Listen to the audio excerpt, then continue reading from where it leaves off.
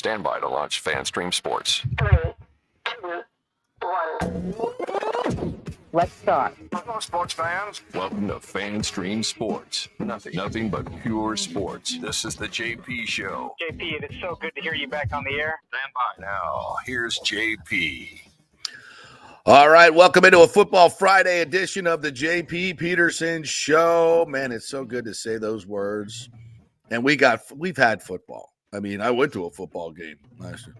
And look at me, I'm still repping FSU. I ain't running, baby. We got lots to get to today on this Football Friday. Obviously the NFL is not starting till next Thursday, but we got plenty of NFL stories, big stories that affect the Buccaneers. We'll hear a little bit more from Jason Licht.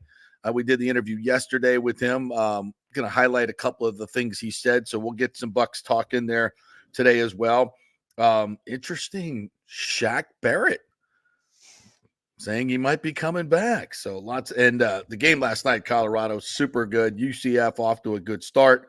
Preview the Miami-Florida game with Scott Carter coming up at 10:30 from Gators.com. So much to get to. So good morning to you, Tim Hem, IndyCar Tim, our DSP affiliate in Dallas. What's going on, brother? How are you? Man, college football. Look, I know that it happened on Saturday for you and for everybody over there, and that was great to watch, and it was fun, and I got my college football goosebumps in. But I feel like last night really kicked off the season with all the games that were on. I went to my YouTube TV menu, and I'm scrolling and you go through all the ESPN stations, and it's just like game after game after game. And I was just like, we're back, baby. We're back. Yeah. And North Dakota State covered for me.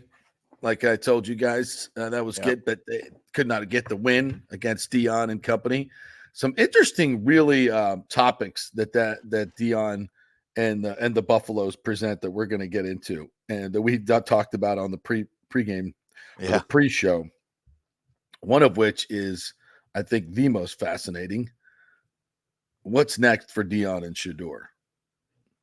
What's next for Dion and Shador? And could it include the New Orleans Saints in the NFC South? Holy moly. I think that's pretty interesting. But we'll begin. Yeah. We'll far-fetched, but you never know. We'll jump in because, I mean, 1 year in of Dion, Coach Prime, he's, for better or for worse, the dude moves the needle like nobody else in college football. I mean, really does. In terms of the coaching, especially now with Nick Saban gone. And how can a 4-win team and a 4-win coach move the needle? Well, if it's Coach Prime, and there's a lot of change going on in college and college football, obviously, and who knows what the future holds and what's going to work and what's not going to work in terms of coaching. Is it all going to be about talent procurement? Because Dion's pretty damn good at that when it comes to the transfer portal. But what we watched last night was pretty interesting, I thought. An explosive football team, no doubt about it. And we got to remember, it's North Dakota State, who's a 9-time national champion in FCS. Pretty good football team. If I were to rank them as a football team, what I saw last night, I'd probably put them in the mid-60s in all of teams, maybe. I mean, I think they could beat probably a lot of teams in the upper division. So, I think they're a good football team. And that was a fun game to watch last night. Jimmy Horn Jr. goes for 198, the former USF Bull receiver. Damn, is he quick and fast. Woo, can he go? Boy, the USF would love to have that cat back. And Travis Hunter, we're one game in, but how do you not put him in the top 5 or 3 of the Heisman Trophy? He played 100 plays last night, Timmy. 100 plays. Yeah. And he's as good a receiver as I see in football, in college football. And he's a damn good defensive back. He should be wearing these colors, but he's not. And that will never not hurt. Every time I see that dude play, man, he was absolutely grew up an FSU fan, betrothed to FSU, and at the last minute, Dion stole him away from his alma mater. My God. Am I still bitter? Does it show? I don't know. Does it? I think it does. Man, think about that team last year with Travis Hunter on it. Oh my God. Yeah. No, maybe I still would have kept him out. But yeah. I mean, but like with Keon Coleman and Johnny Wilson and Travis Hunter, oh my God. What could have been. But yeah, I don't know if it's going to work. I just don't. If you're not going to do high school recruiting, if you're not going to build a team to really compete with the elite, and there's questions obviously about game planning and game management from last year that he just doesn't seem to stack up with the big boys. We'll see more of that this year. We'll get more in the Big 12 to see if he can handle some of these bigger teams. It comes. Who do they got next week? They got a big game next week, if I'm not mistaken. Did they have Utah next week? Maybe. Hang on, I can tell you. Yeah. Yeah. Check that schedule for me. So it's going to come quick for Dion. Nebraska. Yeah, Nebraska. Yeah. A red team up north, corn-fed. Yeah. So yeah, it just. I think it's fascinating, and they're talented at the skill position. I think they're still going to struggle within the trenches. I mean, even North Dakota State last night, I thought had their way against the Buffalo's offensive line. Shedeur just gets hit way too much. He gets hit way too much. He's a tough kid, but I don't know if he can survive that. They get the win last night. Don't want to bury the lead, 31-26, and Travis Hunter catches 2 touchdown passes last night. The one, was there some OPI involved? Who knows? There was a lot of OPI going on with him on routes. It's some DPI too. He still made that catch in the corner of the end zone. The pylon. That was insane. That was an unbelievable catch. He's absolutely just getting mugged, and he finds a way to catch that ball. He's tremendous. He's an incredible talent. But like you were saying in the pre-show, when those guys are gone, who's coming? You know, nobody. He's got to go find a quarterback. And Shedeur leaves. That's not easy. You can recruit the best quarterbacks, but A, they don't stick around if they're not playing, and B, a lot of them don't pan out. A lot of them don't pan out in college. And without Travis Hunter and Jimmy Horn Jr. and he's going to get some talent. There's no question about it. But at some point, he's got to start recruiting high school football players. I just don't think the portal and the NIL is going to be everything. I think it's got to be sustainable. Yeah, it's not sustainable. You got to be good at both.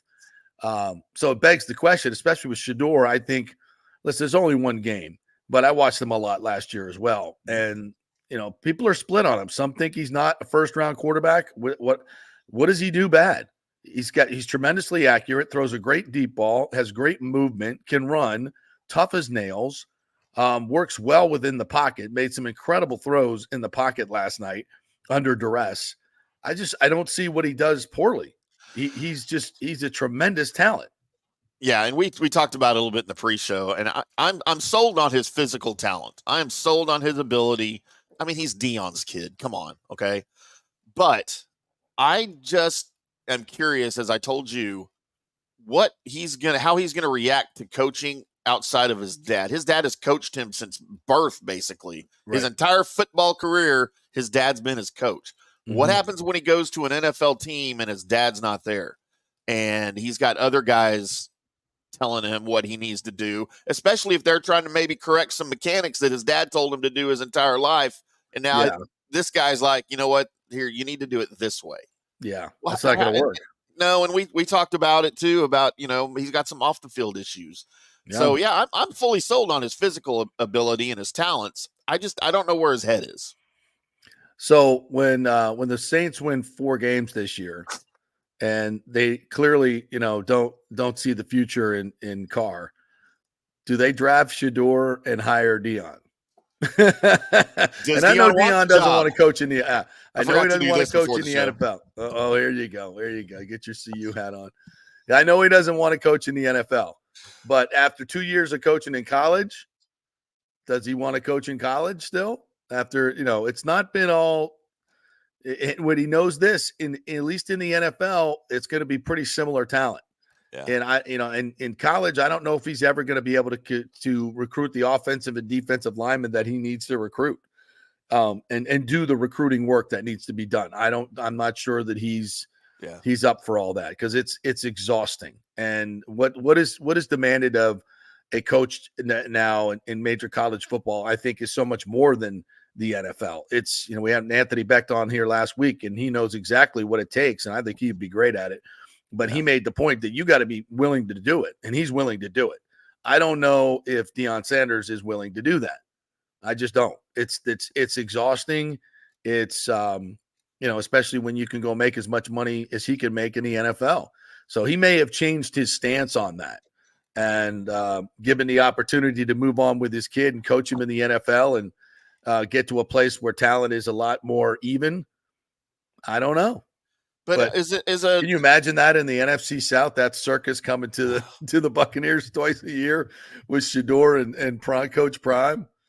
I'm here for it. Like, I'm in the business of all us talk show hosts are the business of interesting and drama. Oh, sure. And Radio I'm here gold. for it. Hell yes. All the radio gold. A year. Man, it's not even twice a year. It's just constant. You're constantly talking about your division rivals.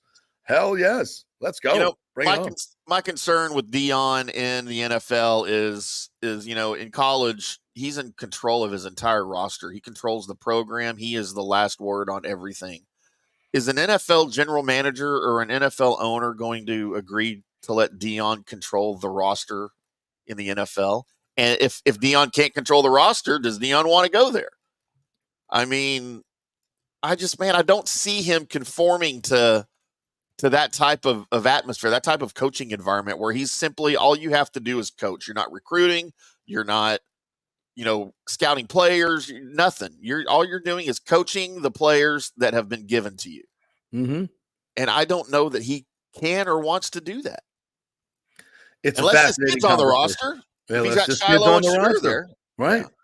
Yeah. And that would be a package deal, right? Especially, if the Saints have the number 1 overall pick, which they very well, the Patriots will be in great contention for that. But I don't even know, and if, and here's another total incredible scenario. If, say if the Saints have the 7th pick, right? And part of the allure obviously is coaching his son at quarterback. Would other teams even want to draft Shador?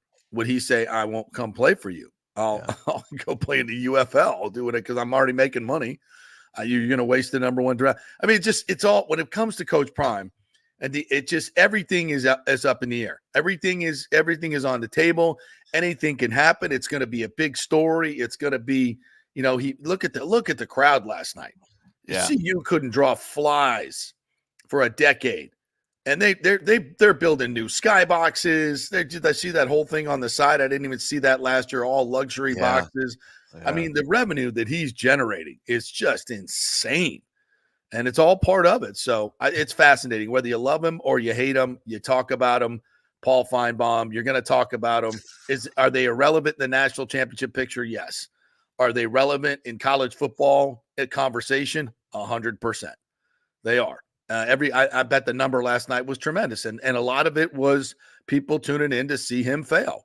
Right. Absolutely. 100% it's part of that. But whatever it is, the eyes are watching. And it's fun to watch. And I always cheer for chaos in college football anyway. I don't even care if it's my team. Like when A&M beats Alabama, that creates chaos. When Georgia Tech beats Florida State, that creates chaos. If North Dakota State would have beaten Colorado, that's going to create some chaos. And I'm a Colorado fan. I'm a Dion fan. But, man, when they were down, I was like, God, how great of storylines are we going to have to talk about at work if they lose, I'm almost pulling for it. Yeah, and by the way, we were talking about his recruiting classes. I went back last night. I was like, who is his best recruit on his team that's not named Sanders and Hunter, obviously? I think it's his kicker, right? That Alejandro Mata guy that's been with him since Jackson State. Yeah. I think that's his most notable recruit. Jimmy Horn Jr., although was not, a 5-star. Right. He's a hell of a player. He's a hell of a player. He really is. It's incredible. So that's the Dion portion of the show. Very interesting to watch that whole thing go down last night. And now he's got Nebraska. Interesting. It's gonna be, where is that game? Is it at Nebraska? At Nebraska. Nope. That'll be a good one.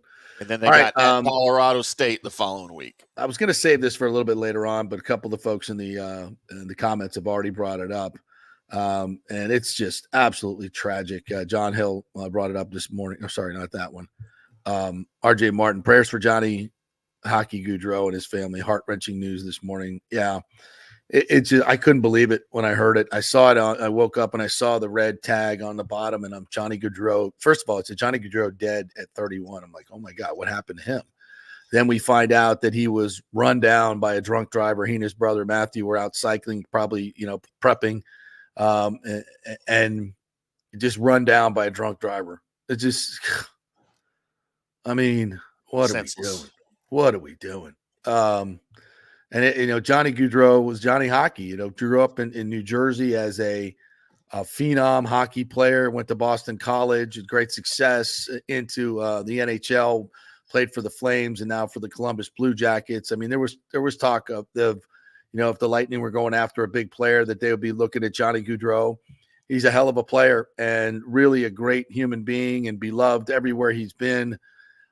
Just tragic for the NHL family, and just it's one of those stories you talk. We're talking sports, and it just really hits home that these are real human beings. They're not superheroes, and stuff like this happens, and it's just effing gut wrenching. It's horrible. It's just horrible.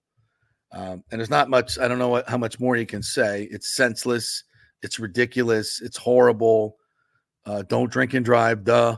Man, just senseless and going to be horribly missed. No question about that. Both he and his brother. Just everybody's devastated. The whole hockey family's devastated. So RJ, thanks for bringing that up. And we were going to talk about it later, but because it's hard to segue from anything like that, right? But it is. Yeah. It's the world we live in. So many horrible things going on, but we and this is why we do what we do. A lot of it is it's an escape from the everyday ridiculousness of life that we have to live these days. So we move on. Other college football last night, UCF looked fantastic in beating New Hampshire. Looked really good. They've got a lot of good skill players. Gus Malzahn's a great football coach. I'll be very interested to see how they do year two. I think the consensus is that maybe they're not as good defensively as they probably need to be. But they got KJ Jefferson, the Arkansas quarterback, who's a freaking load. The dude's good. They've got some really good running backs. They ran the hell out of the football last night. So UCF looking good in their debut last night. A huge win for them. USF. Wanted to talk a little bit about USF here this morning in our first segment because this is such a highly anticipated year for them. They got Bethune-Cookman on Saturday night at Raymond James Stadium. I hope there's a nice crowd there for that. This team is so much more talented than last year. Did a great job in the portal. And the coach is, he is not short on brass balls. Let's just put it that way. Let's just play a little bit of. I'll pop it up here, Timmy. This is from this week's media availability of him talking about the expectations for this program. Now, remember, this program is not far removed from a 1-win season, 3 wins in 3 years. Last year, they go 7-6, go to a bowl game, and smack the shiz out of Syracuse. So this is, before I go to some of the other quotes, this is, if you've never heard Alex Golesh speak, here's your man. There should be expectations put on this program. There should also be the support to match it. And we're in Tampa. There's 50,000 students. This place has been a top 5 program in the country. There should be expectations put on us. We spent a lot of time over the last 6 months talking that's real, but also talking about our inner circle. And we've spoken about it 3 different times through fall camp that the only opinions that matter are your true inner circle, which is your coaches, your teammates, the people in this building. Nobody else's opinion matters. And those are also the only people that will ever tell you the truth. That's a little lesson in life right there as well. Yeah. From Alex Golesh. Today in the Times, I think it was John Romano did a column about the swag, or Joey Knight. Sorry, great story by Joey Knight, their college football writer, one of their college football writers, on Alex Golesh. And some of these quotes are outlandish, really. And this was one after the Syracuse win. He said, I had never been a head coach and asked for blind faith, and they bought in. And we weren't perfect. We were imperfect in every way. But man, gosh darn it, man, oh man, we just went out and whooped that ass, didn't we? And the players love it. They love the guy's swag. Where's the other quote that was really outlandish? And I think this was at the media days. Bama and Miami got to play South Florida. That was Golish when asked in the preseason about his team having to play Alabama and Miami in September. Now that one can come back and bite you in the ass. Yeah. So sometimes you got to be a little careful. And it might. But it shows how much confidence he has in his team and how much he has in himself. And, you know, there's false confidence and there's real confidence. And he has real confidence in himself. But you got to go back it up. And I think in that way, you're putting the pressure on yourself. You're putting the pressure on your players to go out and do it. I like it.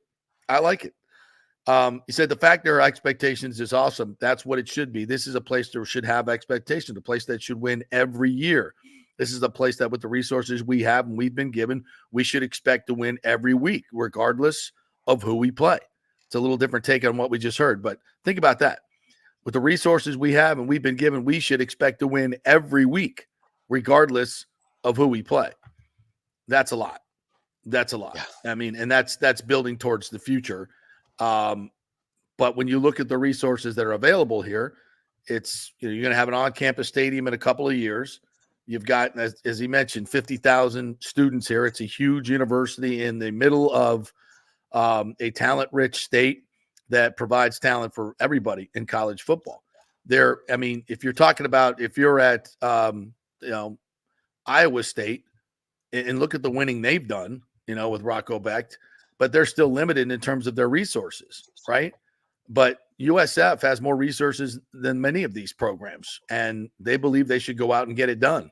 And it starts this weekend against Bethune-Cookman, who they should blow out.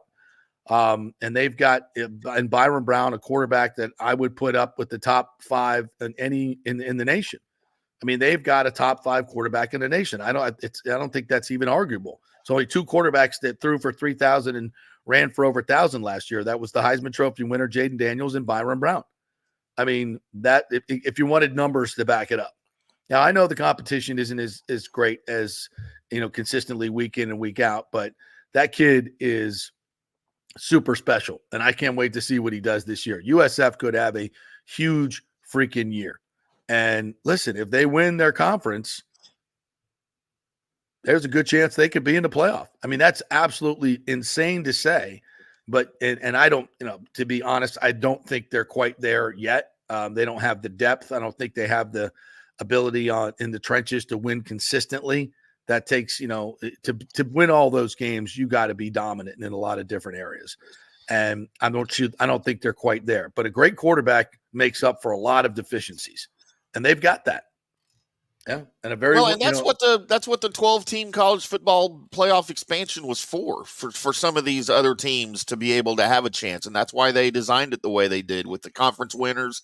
If you're not a conference winner and didn't play in a conference championship game, then you can't get one of the top 4 bids. Notre Dame, right? You know, the best they could ever be is what, a 5 seed, right? Because of they have no conference affiliation. So, I think that would be great to see some of these small programs. You know, I don't even care about the result. I just want to see them get in, just like in March Madness. You know, you love to see some of these outliers get in the tournament, and sometimes they go on a run, and you just never know. I know football's not basketball, but sometimes it would just be fun to see.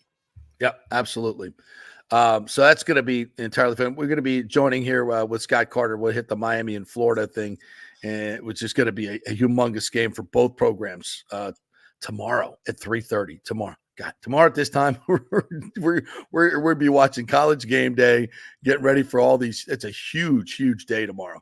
And other college football news. Have you seen the Connor Stallions Netflix special yet? Still haven't seen it. I told you it's like number 4 on my list of 30 things to watch. Watch it this weekend. I know you got a lot of games. It's only an hour and a half, but watch it this weekend. And my first blush on this is, and this is a problem I have with some of these documentaries. This is what happened in the Florida documentary. You know, these producers get the permission to interview Urban Meyer, right? And then they do a documentary, and it's a whitewash of a lot of the bad stuff. It's a great piece. I mean, they even put me in it, so I shouldn't shit on the producers too much. But it wasn't a true picture of what was going on in Florida. Not even close. No. Not even close. So now we've got to watch these documentaries, and we got to take them with a grain of salt. And this is obviously one where Connor Stallions did no interviews and picked a compass. Smart guy. I don't know how much he got, but he probably got a crap ton of money to do this interview. And he sat down with him. And my first blush on it is it's not a whitewash like the Gator one was. It's not a complete. We're not even going to pay attention to any of the stupid stuff that was going on, which is fine, whatever. But just know it for what it is. There was a presentation of both sides of the story, I think, in a okay way, but not where it should have been, in my opinion. I don't think. I think he was portrayed as a hero. I think he was portrayed as a noble, absolutely fanatical Michigan fan. That is portrayed as a very smart guy and a very diligent guy, which I think he is. And I think my feeling is he broke every rule he could possibly break to steal signs electronically in Advanced Scout. And I don't think there's any question about that. And the whole fact that, with Jim Harbaugh was asked about this and I don't even know the guy's name and blah, blah, blah. It's the biggest crock I've ever heard in my life. He's standing 5 feet away from you on the sideline, telling you whether it's pass or run, standing right next to the defensive coordinator, doing the same thing. He was an integral part of what they were doing on game day and previous. And he did a hell of a job, I might add. He took all of his naval intelligence. He went to the Naval Academy. Dumb people don't go there. Not allowed. Yeah. I think still. I'm not sure. Maybe we do have a lot of quotas now, so maybe I should take that back. But he is not a dumb guy. And he is not short on due diligence and perseverance. He is exactly what you would expect from a hardened military, Marine, naval officer. He is absolutely leaves no stone unturned. What he did in his advanced scouting and the methods that he used and came up with, and there's hard, fast evidence to show that he bought tickets for lots and lots of people on the 50-yard line, right behind the visiting bench. I mean, there's absolutely no, I think, doubt whatsoever that he broke a lot of those rules. If everybody sign steals, that's true. Everybody does it, and there's a whole underground network that I didn't even know about that's shown in this Netflix special. That's really, really incredible that people are doing, and other people are breaking the rules as well. I don't think there's any question about this, but he got caught. He got caught red-handed, and the success that followed Michigan football after he came aboard it's incontrovertible. They never beat Ohio State. They never did. They were pretty mediocre under Harbaugh until Connor Stallions came on board. Now, did their recruiting pick up at that particular time? Yes. They recruited well for a long time and couldn't get it done against Ohio State. The fact that they only beat Ohio State when he was there is, to me, proof positive. Now, he was suspended before the Ohio State game this last year, and it was a close game, but Michigan won it, and of course went on to win the national championship and win those big games, quote, without Connor Stallion. Now, let's also remember the advanced scouting that he did was already done for those games after he was suspended. So he had already done the Penn State, signals. He'd already done the Maryland signals. He'd already done the Ohio State signals. That work was already done. So he just wasn't on the sideline. So did they benefit from all that work? Yes, they did. Let's keep that in mind. So is Michigan's title tainted? Absolutely. I don't think there's any question. After I watched that, there's no question in my mind. And they made a big deal out of the fact that Ohio State and some, research firm did investigation on him, may have hacked into his computer, probably did, which obviously is illegal. And they made a big deal out of that. I don't care. All they did was uncover what we wanted to know anyway. So that doesn't exonerate you just because somebody used some of your methods to turn it on you. That doesn't exonerate you of what you did. Right. But that's the producers who were working with Connor Stallion to make him look like a hero. So to me, Mike came away going, they cheated, no question about it. They benefited from it, and there should be sanctions, and the title should be tainted.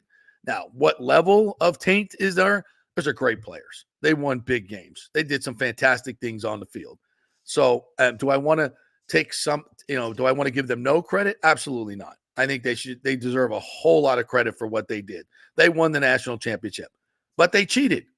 They cheated. Now, to what level do other people do the same things? Not to that level, because that dude was good. He was really good at what he did. He was fantastic. And if I'm here to tell you, if you know it's run or pass, it's a huge advantage. And when you know more than just run and pass, it's an even bigger advantage. Which direction? Things like that. Yeah.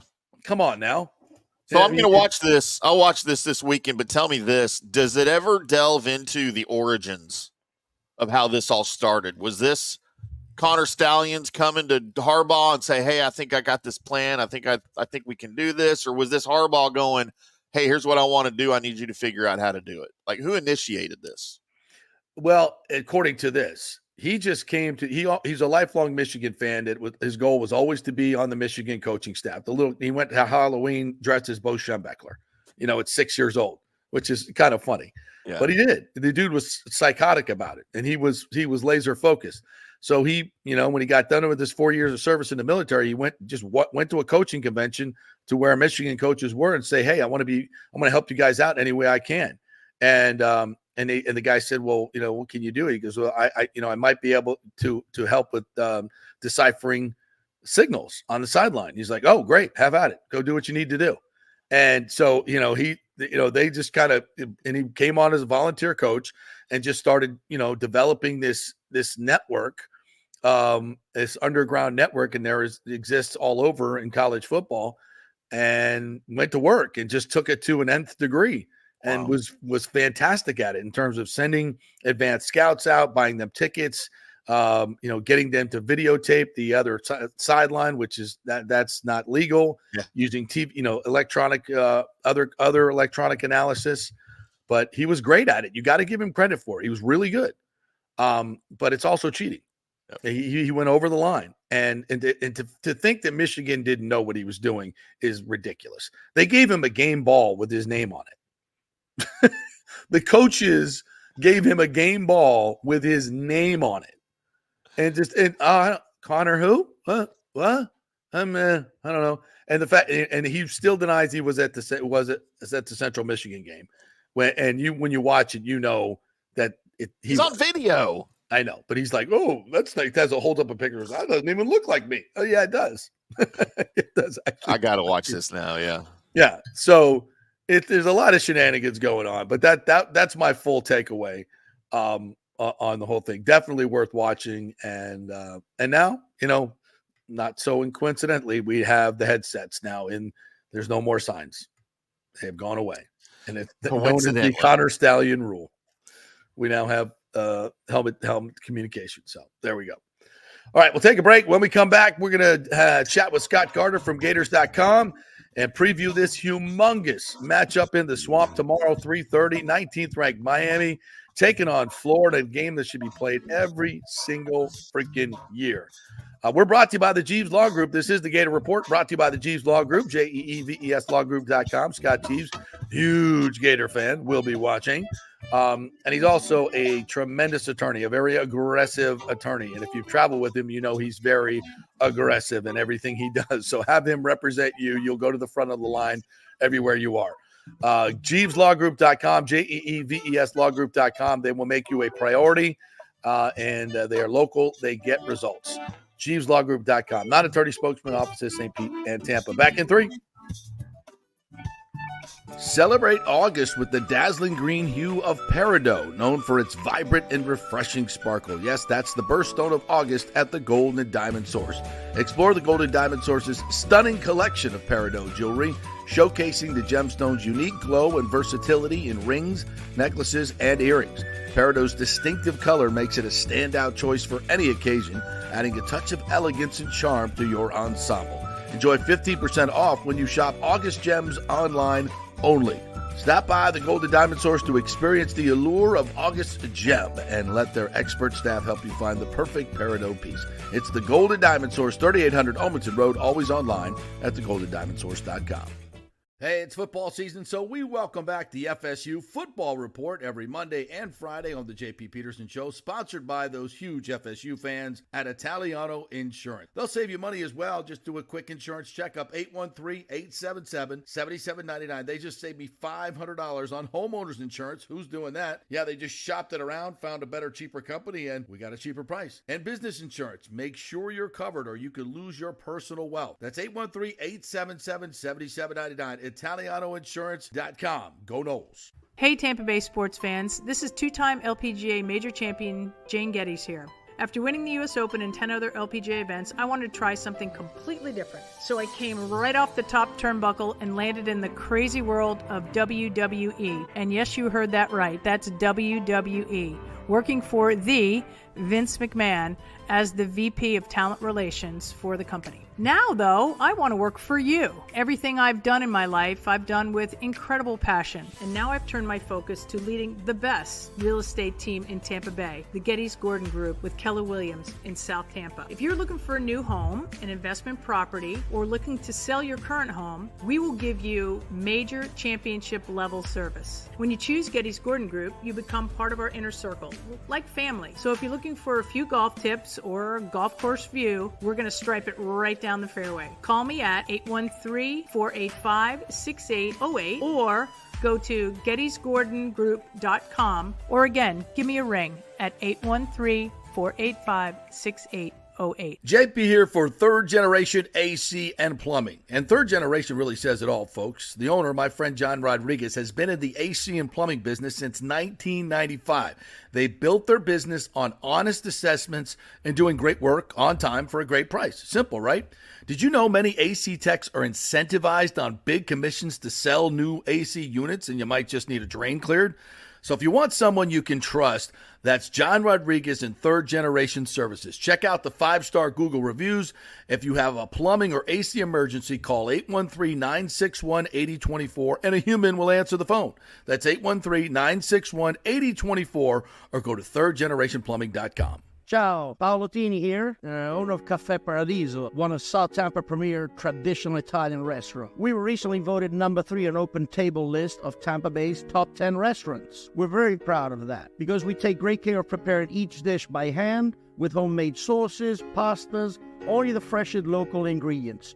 You won't see the big institutional vendor trucks pulling up to our back door. We get our seafood from local vendors. Sometimes I even drive out to Topper Springs and pick out our daily catch right off those boats. So stop by and say hello. Try our traditional lasagna, the fresh veal, some of our signature dishes like capelli al granchio, that is angel hair with lump crab meat, our branzino, that is a sea bass. We're located at 4205 South McDill, and you can make a reservation on Open Table and read all the great reviews. See you soon. Ciao. Grazie. Let's go. Right now. Back to the show on FanStream Sports. All right, welcome back to the JP Peterson Show, brought to you by the great folks at Bay Area Modern Medical Center, BAMMC.com. Chris Lugo had him on the show yesterday. Well, get your testosterone right, get your nutrition right, get your workouts right, spend a lot of time with you to make sure you're healthy moving forward. It's not just about when you get sick. It's about staying healthy and staying fit and enjoying your life with the best health possible.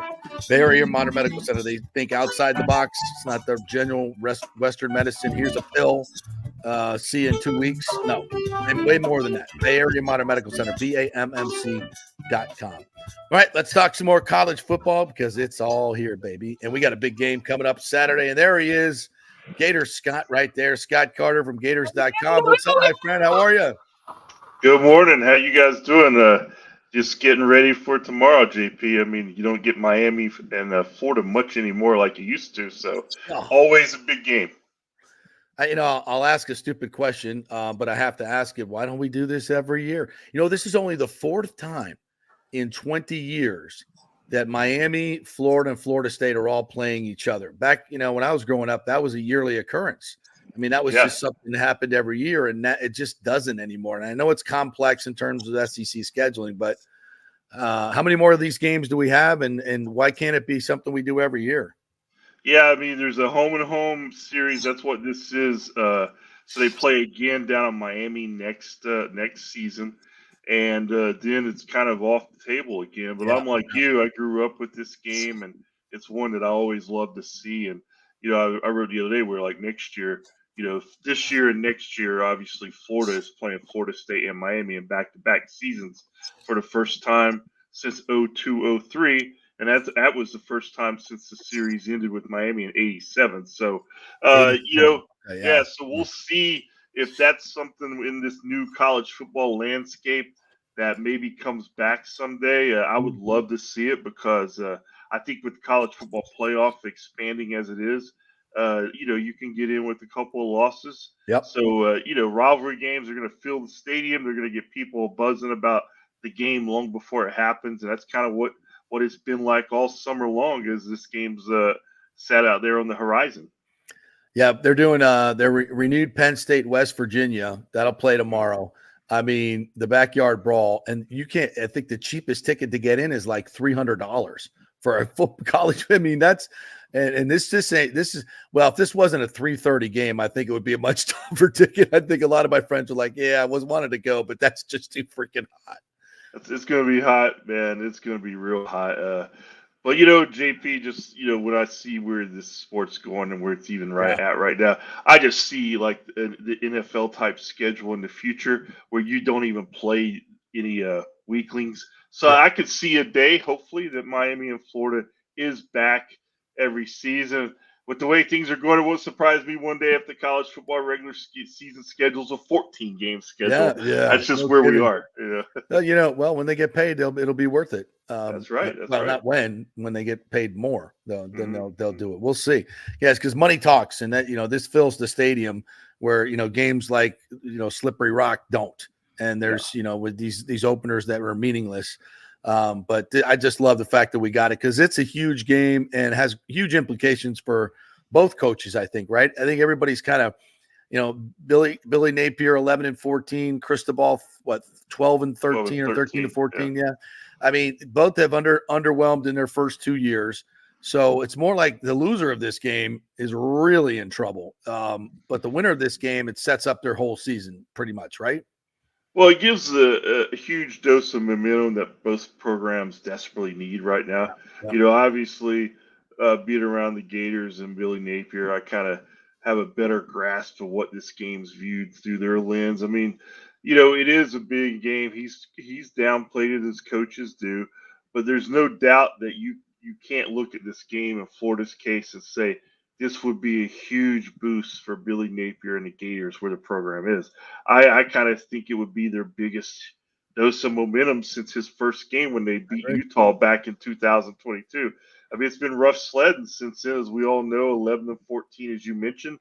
And I do think maybe he had more of a rebuild maybe than Mario Cristobal did at Miami, but they were comparable. I think when you look at what they've done, neither one has really overwhelmed. And they're both looking to see if these two once mighty programs can get back into the national conversation because, here we are a decade into the college football playoff. Yeah. And Florida and Miami have both been on the outside looking in, and that's unimaginable like in the 90s. I mean, even early 2000s, you're like, that's never going to happen. Or for Florida's case, through the Tebow years. But that's where it's been for the last 15 years, JP. So a big game, a big rivalry game, and I do think it's a tone setter in a big way for both teams. Scott Carter joining us here as we preview Miami at Florida 3:30 tomorrow. Well, it's not like Napier didn't change things in the offseason. New defensive coordinator, new special teams coach, new strength and conditioning, co-offensive coordinator added, even replaced the team nutritionist, went into the transfer portal. I mean, it ain't from a lack of trying to shake things up, right? How has that affected this team? Yeah, I mean, there was some needed change. I think when you come in like he did, and a lot of things changed in the landscape of the game when he came in with the NIL and just the new rules and certain things. So he's had to adjust on the fly. And it's almost like he's done so much behind the scenes. Well, he finally got to his staff in the off season, and they revamped some things there. And I think what you've seen, JP, with you got a new defensive line coach in Gerald Chapman, a new veteran. His title is inside linebackers coach, associate head coach Ron Roberts. Basically, Yep. he's the mentor for Austin Armstrong, the defensive coordinator, who was 30 years old last year, got the Florida defensive coordinator's job, and they started okay, but then it really just unraveled in the second half of the season. They lost those 5 in a row, and the defense, I think, needed to be some Bolstered. reevaluation there, and that's what Napier did. He brought in Will Harris, a young assistant coach to coach the secondary. So you got just some new voices over there. You got a veteran, I think, in Roberts. I think of those 3 I just mentioned. I think that is the key one. This guy's been around the game. He's been a head coach. He's coached at Power 5. He's coached at small college. So he's seen it all. And he's also just one of these, I don't know, coach's coach. You hear that term when you talk to other coaches about the guy. He's a guy that just loves to break down film, loves to talk ball, loves to try to do things defensively, always looking for answers. So I think it's important for Florida to have that this year because, JP, the Gators have not averaged, they've not allowed fewer than like 27, 28 points in 4 straight years per game. And they've had, they've just had some really non-Florida like defenses the last 4 years. So they're trying to reverse that trend. I think Jaden Daniels is still running against them and throwing against them. I mean, 700 yards is a little much. Trey Wilson, obviously a Tampa kid here. We've heard he put on 10 pounds in the offseason. He had a tremendous freshman year. Graham Mertz loves him. If the Gators are going to win, he's got to be a big factor, correct? Totally correct. He's a huge part of the offense. I think with Trevor Etienne's departure to Georgia, I think just in terms of the one guy you'd like to see the ball in his hands the most, it's Eugene Wilson. Trey Wilson is his nickname. I mean, I think he's a dynamic playmaker. He's going to be the punt returner. I think it's a perfect spot for him. He's an underneath slot receiver. Get him the ball, let him make the moves, and see what he can do. Kind of similar to Kadarius Toney a few years ago in the Florida offense. But I think what they're wanting to do with a trade, just see how much he can just extend maybe the field too, down the field, get him more part of that in the explosive play category. But yeah, he's a huge part of what they want to do offensively. And, the strength of this team really, when I look at the offense, I look at having a veteran quarterback in Graham Mertz, and then I look at Trey Wilson as being a proven, capable playmaker, and then they have a veteran running back in Montreal Johnson. So they have some pieces, but you got to put them all together.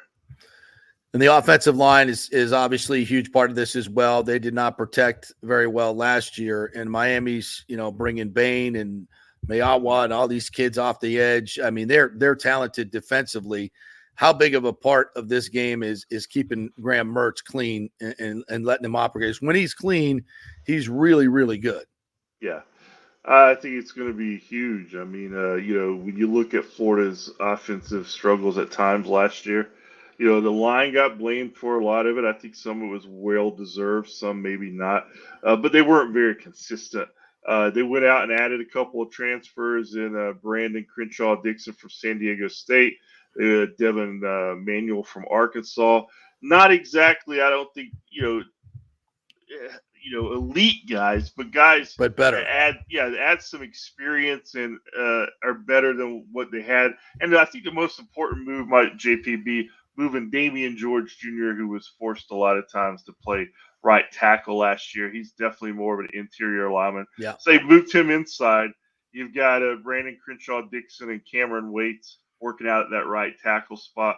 Austin Barber's back at left tackle.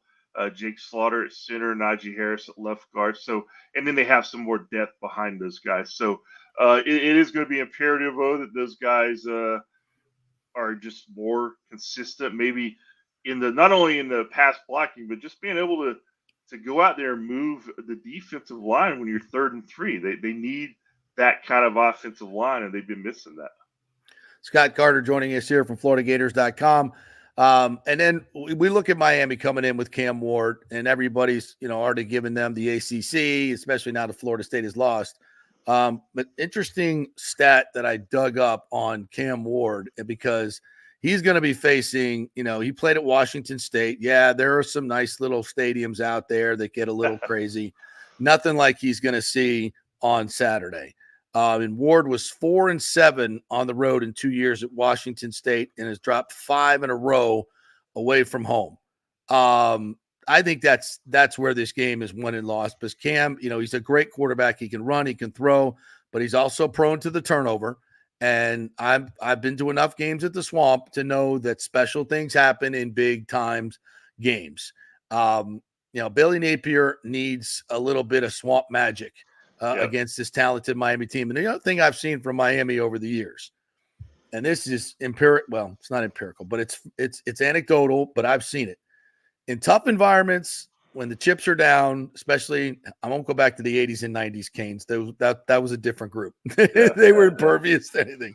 But I'm talking about the last 10 to 15 years when the heat gets high against these Miami teams, they wilt.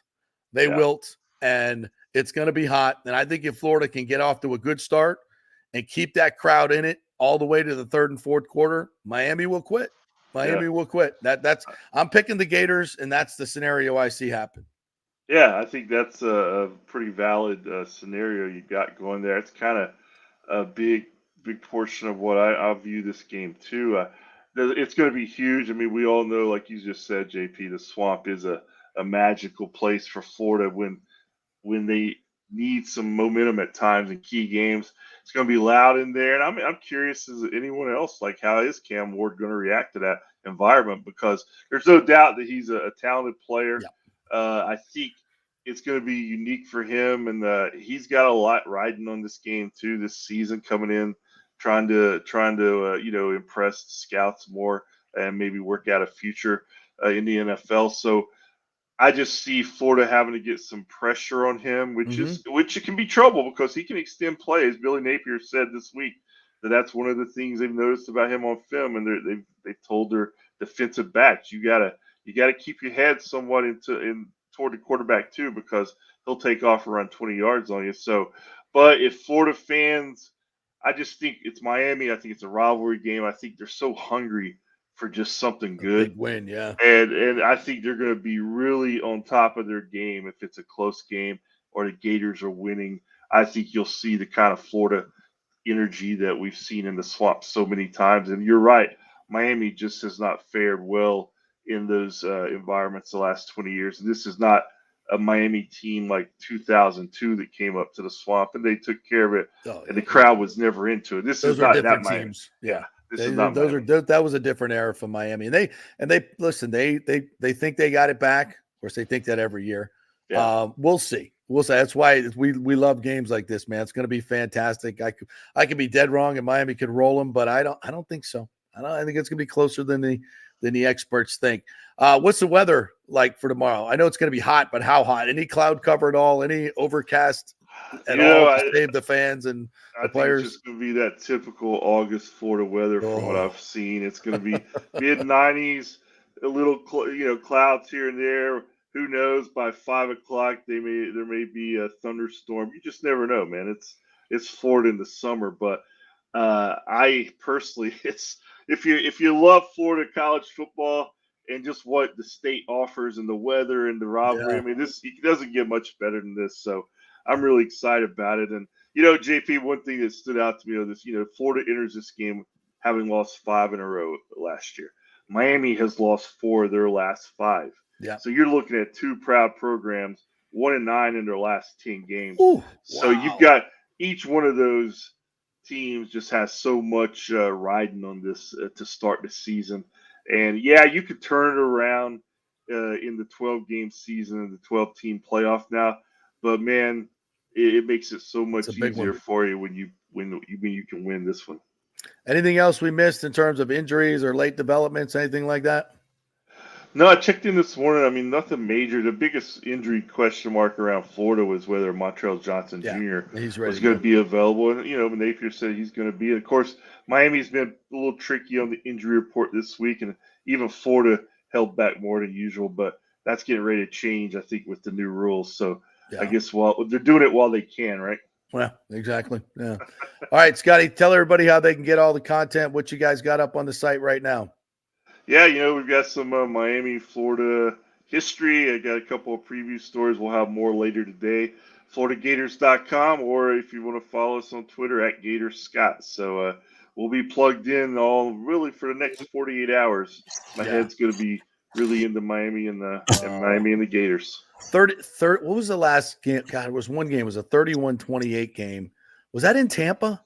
It might have been in Tampa. They played in Tampa a few times. Yeah. One of the most famous ones was that first ever night game at ESPN. Right. 84, Bernie Kosar. Miami came back and won. I think it's 32-20 was the final. Yeah, but it was a lot closer than that. But they've had other games that have been close. But the last time was in Orlando 5 years ago. It was a season opener too, JP. Kind of an ugly game, 24-1. I won't be surprised if this one is kind of ugly too at times. Season opener, two teams trying to find themselves. But I think it will be close and be nasty. I like it when they're home and home. The neutral site games are interesting in a way, but I'd rather have it home and home, and each fan base get a shot at the other, and I love it. This is going to be great. Great atmosphere. It's what college football is all about. Love it. Enjoy the game, Scotty. Thank you for jumping on here. We appreciate it. All right. Gator Report brought to you by the Jeeves Law Group. Scott Jeeves, big Gator fan, and he's been toying with the idea of going to the game, but then it's just like, does he live in Gainesville? Is he close to? He lives right here in Tampa. Oh, okay. He has offices in Tampa and St. Pete. And yeah, it's going to be, I cannot wait for that one. A lot of Gator friends, chatting with someone this last week. They're very down on their program. They just I don't see a lot of faith in Billy Napier. I think part of that is, because of the elemental mistakes that have been made over the last couple of years, the multiple 10 men on the field issues, just a lot of dumb mistakes that they made. It just, reeks of bad coaching. I don't think he's a bad coach. I think he's a good recruiter. I don't know. We'll see. This year will tell a lot. It's a brutal schedule, so I'm not going to anybody that's saying, well, if you're not over 500, you're going, is not smart. This team could play in neck and neck with a lot of great teams in the SEC. If they don't win the games, throw the baby out with the bathwater. It doesn't make any sense. So it's not just how many games they win, it's how they play. Do you see improvement? Does DJ Lagway become? Is there a package for him? I think where I should ask Scott this. I'm sure he'll have a package for him, a la Tim Tebow. How does Napier work? Let's see some good coaching, man. Let's see what we've seen from Norvell over the past few years, not in the opening game. And this is weirdly like two programs that are rivals that are in very similar spots right now, right? Like in their history, their trajectory with the current coaches. What Cristobal did you guys say? 12-13, Napier 11-14. 11-14, yeah. Both disappointments a little bit, right? Because the programs are down. And this game could be a springboard for either program to sort of pick things back up and maybe find some faith in their quarterback and in their head coach. All that.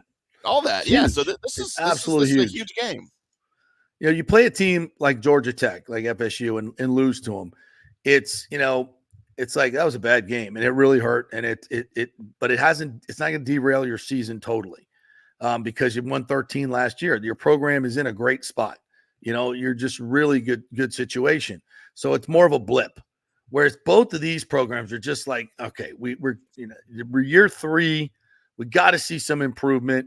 It's a rival game. Like, show me something. I need to see something. If the Gators go out there and just lay an egg on their home field and don't get inspired by the crowd and do stupid things, that's going to be really bad for Billy Napier. That's going to be really, really bad. Now, if Miami, goes out and drops, Miami needs to win this game. with all the hype that constantly surrounds this program, and as I said, they're a program that's known to quit when things are tough. Their guys quit, and we've seen that in a lot of different situations at home and on the road. So if they come into and lose to a lesser talented Florida team, and especially if they fold in the fourth quarter, all those narratives are going to come back up. And suddenly, the shine on Mario Cristobal and all his great recruiting is going to be like, what are you doing, man? Getting all these great players is great. If you can't put it together on the field, it's meaningless. So, and that goes to your culture. What is your culture like? Is it going to, when the times are tough, are they going to stick together? You saw last year when Florida State lost Jordan Travis. They won every game, every real game they played, and they did it with defense, and they did it with some incredible efforts at Florida. By the way, they went in there without a quarterback and beat our Gators team, and that was a great defensive win. They did the same thing in the ACC championship game, and to me, those are impressed. Those are performances that show me they believe in the coach, they play hard, they play for family, they play for each other, they went out and got it done.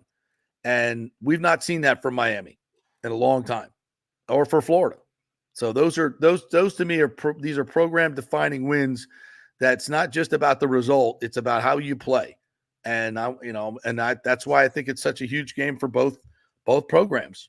So nice. Let's go. It'll be fun to watch. 3:30. My Aggies don't kick off until 7:30 Central, so I'll have some time in the middle of the afternoon to watch some Miami, Florida. And we got the other big game at noon. I'm brain farting on that one right now. Big noon kickoff. That's Penn State, West Virginia is later on. What's the game I'm forgetting? Ohio State? Come on. I'm right there with you. Hang on. I'm right there with you. That brain crap. Where's my Why don't we get brain farts at the same time? Clemson, Georgia. There we go. Clemson, Georgia. There we go.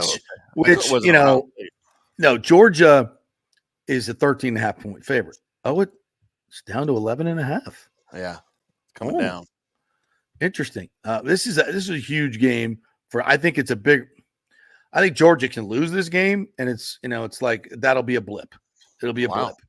I don't see any chance Georgia loses this game. Clemson, if they win this game, boy, does that shake things up. That shakes things up big I agree. Time. Big time. Chaos. It'll be chaos. Yeah. Yeah, Penn State and West Virginia, number 8 Penn State at West Virginia. That is going to be a freaking war. I've got West Virginia in that game, JP.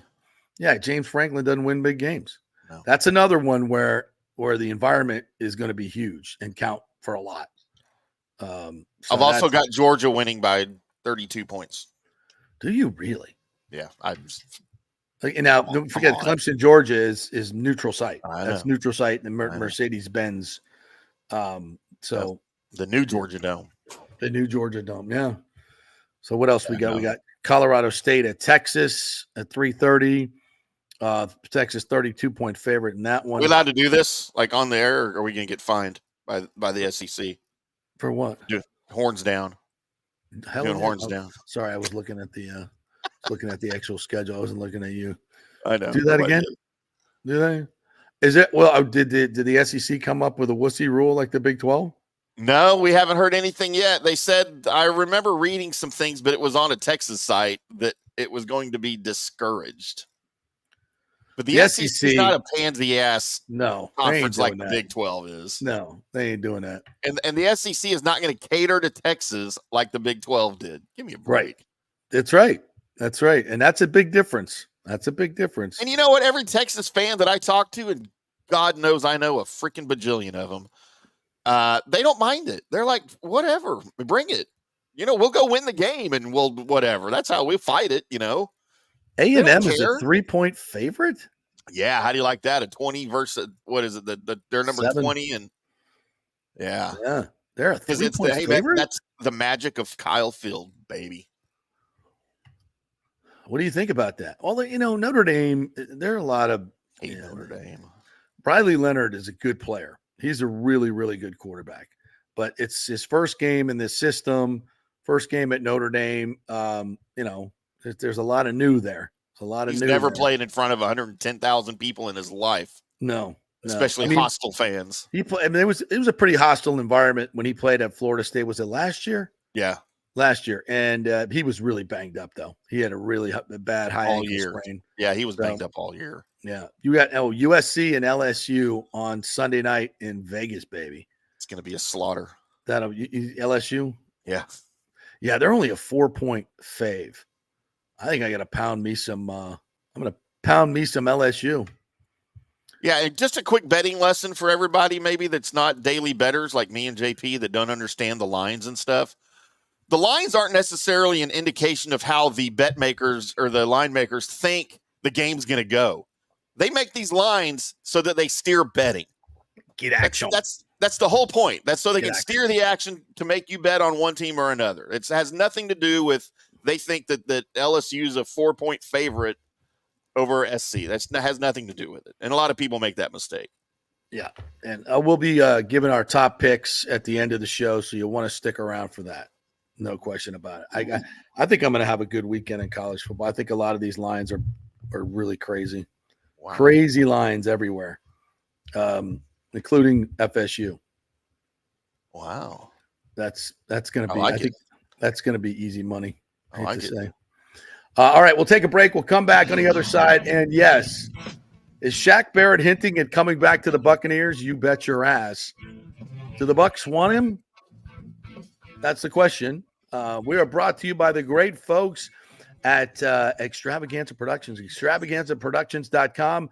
Whether it's a big event, a small event, charity event, birthday party, business event, whatever it is, you need some help producing it, audio, visual, some creative ideas. They can do it all at extravaganzaproductions.com.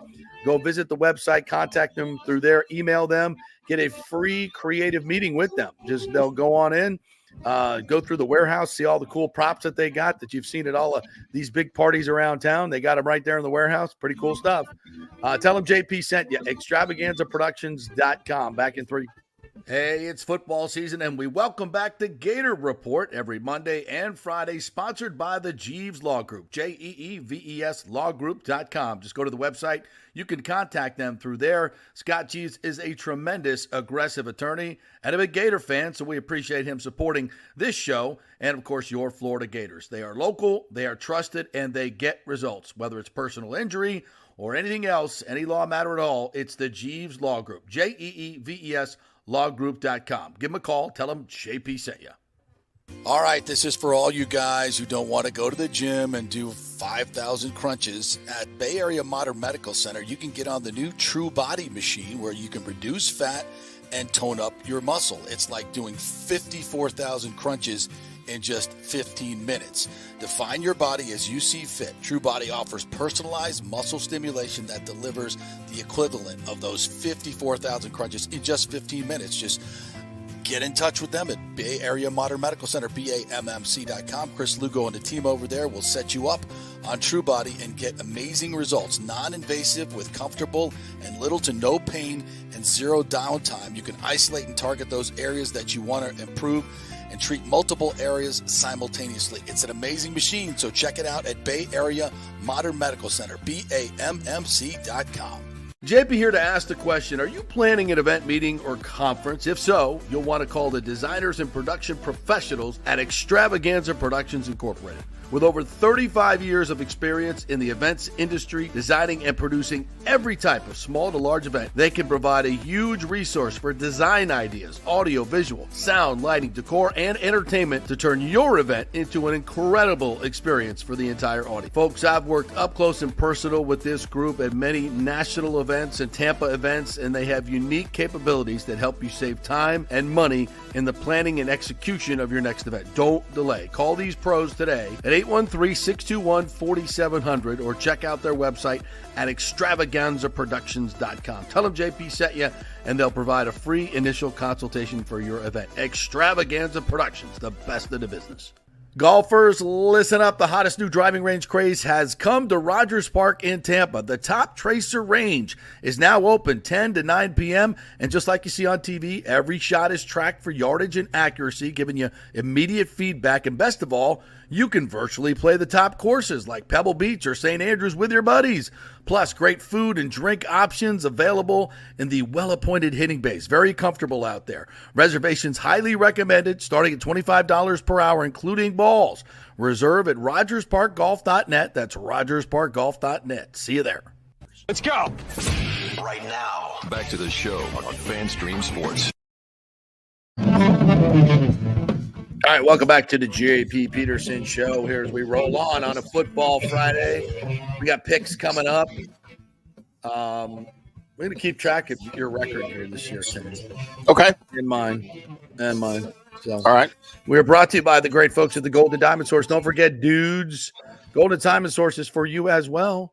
They got some great stuff in there, some baller watches, great selection of Rolex and Breitlings and all those great watches over there, all different kinds, not just one kind. So you can go into the store and pick out all the different ones. They got a great selection of gently used and new. How about some nice sparkling cufflinks, a little tie tack, class it up a little bit, boys and girls. Yes.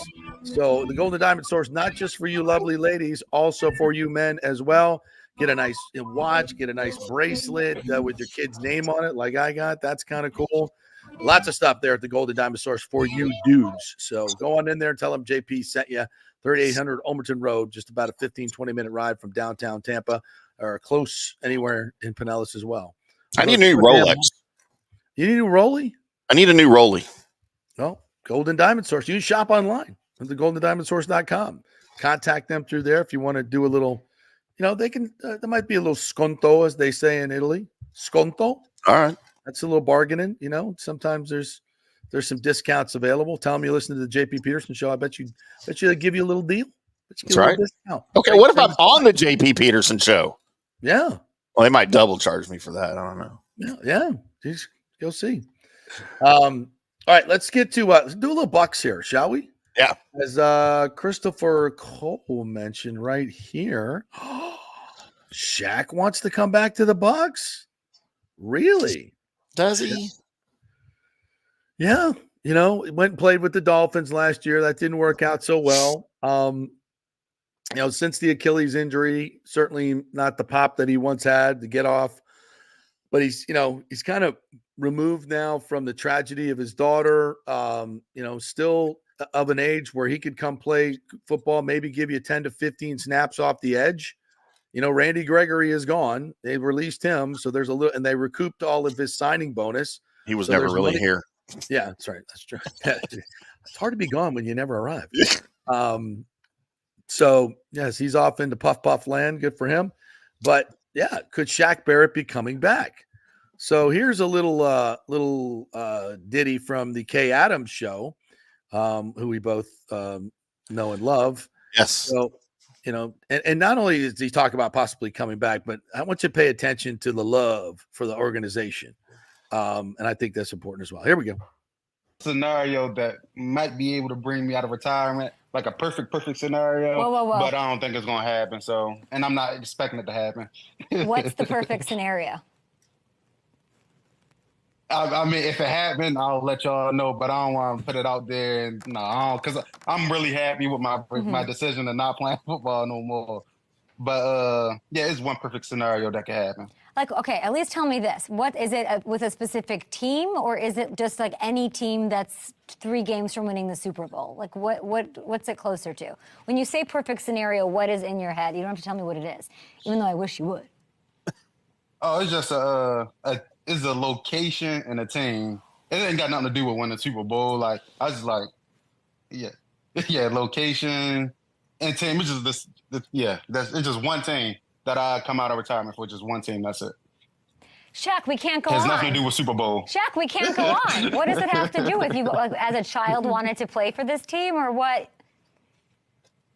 All right, let me see. Give us a riddle. Geographically, locations where like I might have a home at, or I might had a home at, and it just. Have you played for this team before? Yes. Shaq! Oh, this is we're returning to the Bucks or Tampa. No, sorry, we're returning to Tampa or Denver. You're not going back to Denver. I mean, you're going to Tampa. You're returning to yeah. So Tampa. that narrowed the list down a lot. I'm not returning anywhere. I'm happily retired. But if yeah, I know you're happily retired, but something was to happen, Shaq. yeah. You came out and you said I could still play, though. I know what that means. That means the door's not shut. Oh yeah, I still could. Yeah. Well, I love that. It's shut unless this perfect scenario happen. Like I won't do it for any other scenario, any other team, anything like that. Yeah. But I just have a lot of history. I got a lot of history down there, and then like all the stuff that happened with my daughter and stuff, how they came through for the family. Like I even when I was on my I had like 2 years left on my contract, I told my wife yeah, Tampa, I'd do anything. I take pay cuts for time because of the way they showed up for my family and stuff like that. It just meant so much to me, and it was highly unexpected. So yeah, Tampa, they got special place in my heart. Wow. You're muted. Yeah, you're muted, JP. Here. The Shaq Barrett. A lot of good stuff there. The number one takeaway, and of course, people are going to go nuts. Oh, Shaq's coming back. Shaq's coming. He's not coming back. I think that what I take away from there is he's happily retired, and he looks it. By the way, yeah. It's like he's eating well in his retirement, and good for him. He deserves it. So. Could things change late in the season? Is there an injury? And, he decides that maybe he's a little bored and wants to get back into shape and starts working out. And, Dwight Freeney extended his career for like 4 or 5 years. That's just a pass rush specialist, came in, played 10, 15 plays a game and made an impact too. So is that something Shaq could do that help the Bucs? I don't know. I think it's a long shot at best. It's a feel-good story.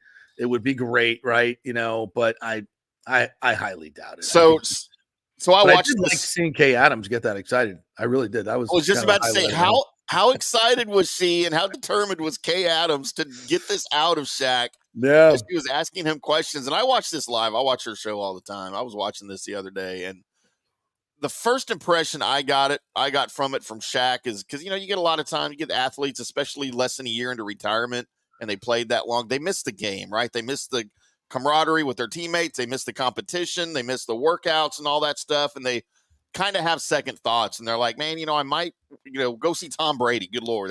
How many times did he do that? But still doing it.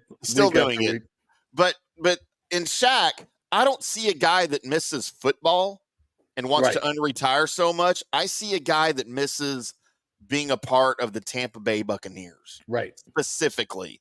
And not even playing football, but man, how do you think he would react if Jason Light or whoever called him and said, hey, I think we might want to make you part of the front office? Or how do you feel about coaching? How do you feel about joining the coaching staff? Can you just imagine his reaction to something like that? Or a fan ambassador. He'd be great at that. Yeah. Which is, Gronk is kind of doing that as well. Yeah. Gronk has kind of said, I mean, think about that. Here's 2 guys, and they all want to be around this program. This is why, we keep telling you folks that there's different stuff going on here in Tampa Bay. It's not like the mercenary atmosphere that you see all over, the league. Look at Brandon Ayuk. The damn deal's been on the table since August 12th. He just didn't want to go to training camp.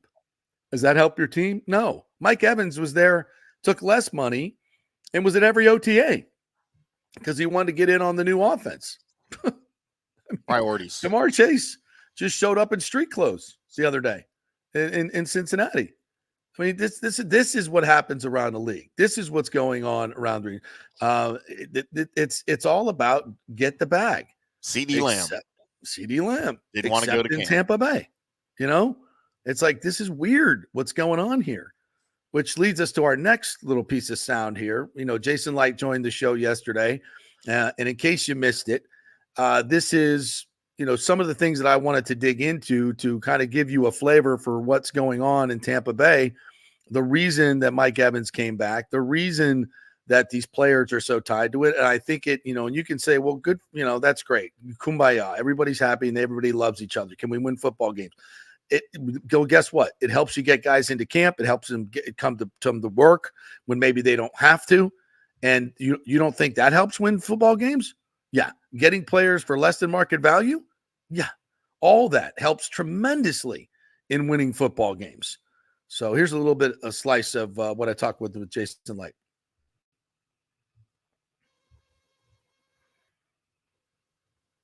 Coming up right now. As soon as Tim hits the button. That relationships is what you're about, and the culture has become within this building, and I've seen it evolve. And the reason you can sign a Mike Evans and a Baker Mayfield, and I don't mean this in a pejorative way at all, under market value, is because they want to be here. You have created a culture where these guys want to be here. I think it starts at the top with trust and ownership and management. And I believe you, as a very unique and authentic person, have developed those relationships. We hear it from the players. These are not just your players. These are family. And I think it's unique. I've covered a lot of organizations here, different regimes. It's unique. And I guess the question is, how have you gone about that? Is it just natural to you? Did you develop? Because I think sometimes guys come in and they want to try to be the general manager, something that they're not. And I think it's a mistake. How did you evolve this culture into what it is today? I wanted to make sure when I took the job, one of the things I hit the Glazers on was during the interview was I'm going to be me. I'm going to be authentic. I'm not trying to be Bill Belichick, as the GM. Bill Belichick is his own person, and right. He's very successful for being authentic because he's been authentic. So I can't try to be him. Or be Andy Reid, or be Don Shula or Jimmy Johnson. I got to be me. I've always believed in it. My parents did a great job, I guess. My sister and I have one sibling. We've always just been taught just to be real and be tell the truth and not be a bullshitter. And I think having direct conversations it works. And so people know what they're getting. But I can't take the credit for it. I can take credit with my staff for bringing in some unbelievable guys. But, it started with Bruce, and now it's with Todd. Todd has fostered an unbelievable culture here where that the players just love coming to work every day. And I'm not the coach. He's our leader. He's steering the ship right now during the season. And the players love the just the whole atmosphere. What was harder, getting Baker done or getting Mike done? And how important were the wives in this, Ashley and your wife and the others involved? I mean, they both kept me up. I think it was Mike, because once we got Mike done, we were able to focus on Baker, and Baker, saw it as an even more appealing place with Mike in place. Makes sense. And I've been together with Mike. He was my first pick, and I've known him on such a personal level. And our wives, Blair and Ashley, know each other so well. So those two had a lot to do with it, because all year long, whenever we'd see them, Blair would, rush off in the corner and talk to Ashley, say, "Hey, just don't stress. We're going to get stuff done. Everybody wants Mike, And then Ashley telling Mike, this is where you need to be. So, I mean, as usually the case, Blair saves the day with Ashley. Wow. Jason Light joining us here. So with everybody picking the Falcons, how much do you love that? And how much do you love the DNA of it? And I've said this before, the chip on the shoulder from Baker matches this blue collar town. It kind of matches who you are as a person. It matches the team. And now it's happening where everybody once again is overlooking the Buccaneers. I mean, you must hate it when anybody picks you to win anything. Like, this is your space, right? This is where you want to be. I remember talking to you, not this offseason, last offseason at an event. Yeah. I said, "Hey, can you believe these people are picking us to win 2-3 games?" And you said, I should send them a bottle of scotch. You should. You should. That? Yes. Did you? Did you? I should have. Yeah. I picked you guys to go to the playoffs. You made me look at it, and you made me some money. I appreciate that. And I'm doing it again this year. So keep it coming. You keep the odds low. Like this helps us out tremendously as fans. We're doing really well in the market. So, but you got to be happy that you love this spot. I do. I like, especially with the quarterback, the most important position on the team, the way that he responds to that is, I think, has kind of driven us. So whenever I see an article or Spy Tech or the guys here in the front office see an article that that's saying that he sucks, we send it to him right away. So because we know that that's going to help us in the end. The head prick. Yeah, that's right. That's awesome. And as you look, how excited are you about this particular roster? And I'm going to pick out one player that I think kind of was a key to this whole draft, and that's Graham Barton, obviously the guy at the top. I thought that center was your biggest need, and you found the best one in the draft, that staying it where you were. This is part of your offseason. Everything is kind of, I'm not going to say it's been easy, but you've had some good fortune. It's come to you, but you've taken advantage of it. How big of a difference does he make in this draft class? Huge. He's lived up to his bill so far, and he's got a ton of room to grow, which is kind of scary because he's already playing very, very well. One person I got to give credit to here is Hainsey. Hainsey has been his biggest cheerleader. And how about that? And it's I just kind of recently saw a mic'd up segment that'll be out where they're talking before the game, and Hainsey's giving him getting him motivated, and it's just very cool to see. And that's what that old line room. That's what that old line room is all about. And I learned a long time ago that the whole organization revolves around how that old line room gets together, because that's a very, very important unit for all of us. Keeps the quarterback healthy, and and we go as far as the old line takes us. So when that room is very happy and gets along great, it's great for all of us. But Graham has fit right in. He's super smart, very physical, very talented athletically, and runs like a deer. And it was a joy to see that screen the other night. Him and Tristan and Cody and getting out in space. It was nice. It was a 6 to midnight moment. That for an old offensive lineman, you love that stuff, don't you? You just it's just like the X's and it's like a symphony coming together, is it not? It sure is, yeah. Yeah, it's cool. I know we had short on time, but this might be just go to where this all started. I mean, there were some lean times for you, and I think it's unusual the patience that the Glazers showed because they believed in you and your authenticity, and then getting Bruce to come here, which got Tom to come here, and the rest is history. Those moments, as you look back on them now and where you sit right now, what was it like sitting through them, and how much more gratifying is it now to be where you're at with that trophy? It's really hard to put into words. I mean, I'll have flashbacks of there's been some nights Blair and I sat at home thinking, it's the end of the year and we don't know where this is going to go. And, I probably had every reason to move on from me. And luckily they didn't, and will be eternally grateful to them. They're a very fair family, and they've treated me very, very well. And especially this off season, given me we couldn't do what we did without money. Exactly. And they gave me a lot of money to be able to do it. So I'm grateful to them for that as well. Well, couldn't happen to a nicer person, my friend. Really appreciate you taking the time to do this for me and the fans as well. They love you. These are great times. You deserve every bit of it. Thanks to the owners as well for their patience, because it has paid off tremendously for this entire community. Thank you so much, Jason, and great luck this season. Hey, thanks, JPP. You got it. You're the last one to call me. That was JPP, so I appreciate that. Thanks. Another great pickup. My biggest regret about that whole interview is I totally missed the 6 to midnight reference. And he texted me afterwards saying, "You totally missed," because I was like so involved in the conversation. I didn't hear what he said. That's hilarious. It's hilarious. Thanks to Joe Bucks fan who did a nice little piece highlighting our interview about the Baker Mayfield slights. And I could just see, there was another one yesterday. I guess it was the Athletic did their annual poll of general managers, and one of the quotes was, I don't fear Baker Mayfield. I don't fear him at all as defensive coordinator. Like, he can make plays within a system, but I don't fear him.